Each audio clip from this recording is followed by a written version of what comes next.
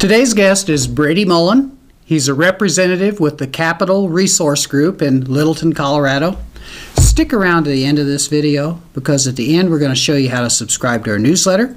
You can download some free guides and you can win books about exit planning. Thank you to Zarlingo Robb CPAs and Business Advisors in Wheat Ridge, Colorado for providing a location for us to film this episode. At Zarlingo Robb, they think like business owners. For more information about Zarlingo Robb, please click the link in our website show notes. Hi, I'm Norman A. Hood, financial advisor and host of the Exit Plan Show.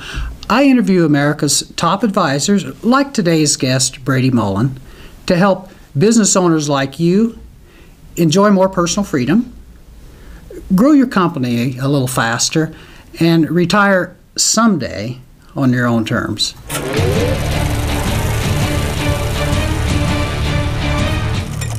Brady's with Capital Resource Group, where he provides a variety of business and personal financial products and services. Welcome back, Brady. Thanks, Norm. Today's topic is executive benefits. I guess we should just start out and tell people what are executive benefits.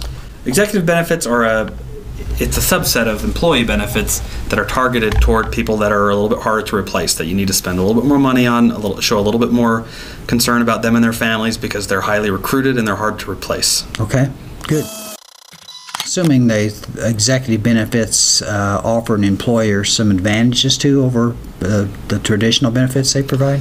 Well, the laws surrounding benefits allow you to separate employees into different groups depending on certain things. You can separate them by title and offer certain people with a specific title certain type of specific benefits, whether it's a stock option or whether it's a different kind of disability plan or a life insurance plan or all of the above. Mm-hmm. And people will generally do that to either incentivize their executives to keep them loyal, to help them stick around, or just to show appreciation for things that have gone well in the company, or just to improve the culture in the business. So they could use it for lots of different reasons, but it's a way to target a specific group of people that are more difficult to replace because they have relationships, they have specific skill sets, they know the ins and outs of the business. You don't want them going to a competitor because they're dangerous when that happens. Yeah. So executive benefits are a way to, of course, increase their ownership in the company. Okay,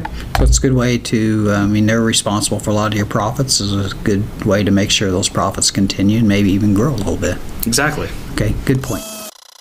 So there's lots of ways to fund executive benefits. You can fund it out of cash flow if a business has cash flow.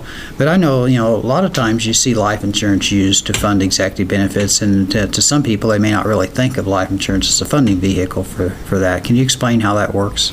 There's a couple different ways that you can use life insurance to fund executive benefits. You can use it to fund deferred comp, which is kind of a neat, I won't go into the weeds on that, but there are some neat ways to do that offer some tax incentive and offer some unique contingencies if things don't go the way that they're planned.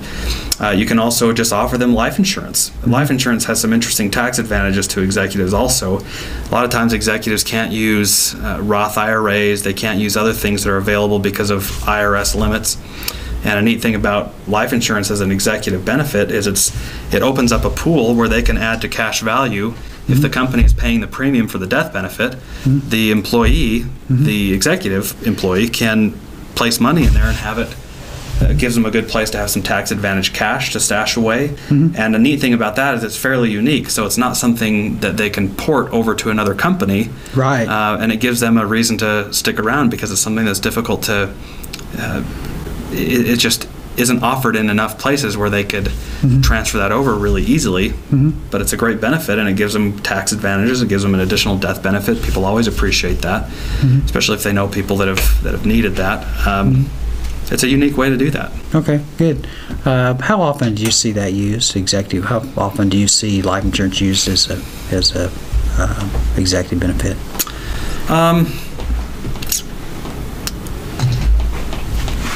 Not very often. I'd say. I think it's overlooked. I think a lot of people overlook it. Yeah, I think a lot of people don't understand. They think of life insurance as term insurance, and term insurance has some great applications. There's great ways to use that. It's not the greatest way to fund an executive benefit.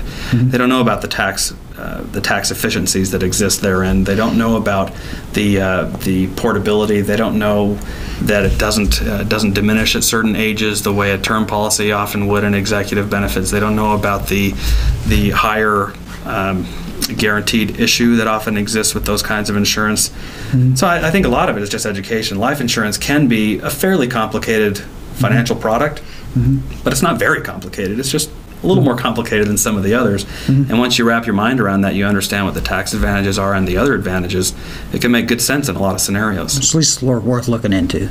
Certainly. Doesn't hurt, excuse me. It doesn't hurt to see it.